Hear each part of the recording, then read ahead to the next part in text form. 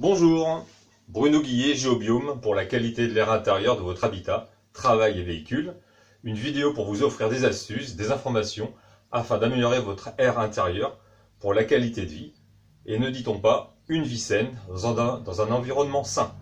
Aujourd'hui, je vais vous parler de ce document. Alors, c'est quoi ce document?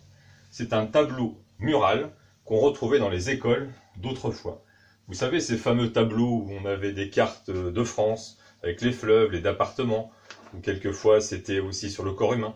Donc ici, c'est un panneau sur de l'eau, de l'air, de la lumière. Alors que disait-on en 1910 sur l'eau, l'air et la lumière? Donc là, je vais parler forcément de l'air.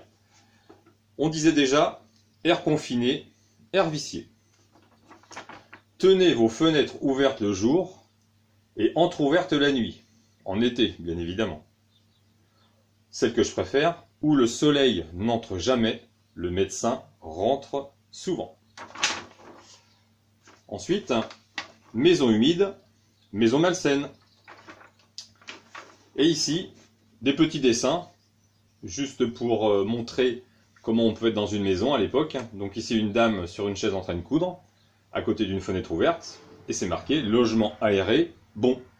Une autre dame, peut-être en sous-sol, avec un sol un petit peu moins sympa, fenêtre fermée, logement sans air, mauvais.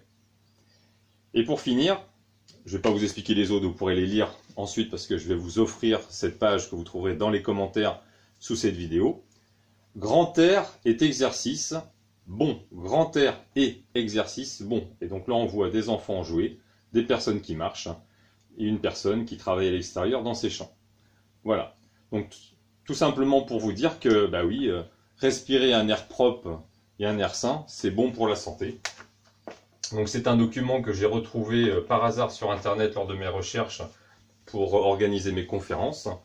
Donc il n'est pas très simple à trouver, je l'ai trouvé, je l'ai gardé et je me suis dit pourquoi pas vous l'offrir dans ces moments de confinement où justement on reste dans sa maison.